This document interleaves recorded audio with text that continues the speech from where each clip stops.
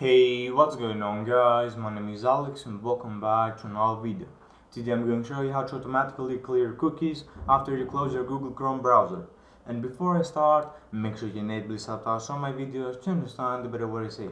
So yeah, let's start. What you need to do, of course, open Google Chrome, and after you have opened Google Chrome, you need to go in the top right corner to click the three dots and then go to settings. And once you're here, scroll down a bit to click the advanced option. And here what you need to look for, you need to look in the privacy and security section, and you need to click the site and settings. It should be the second to last option.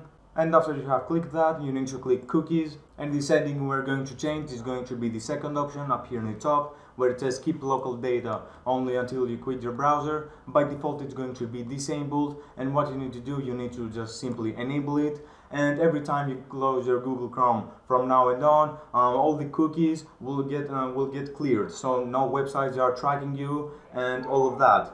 And yeah, that's a video guys. Thanks for watching. Sorry for the really short video, because as I said in 2 days ago in my previous video, that I have a lot of studies and school has started, so it will be a little bit harder to find ideas on what to make.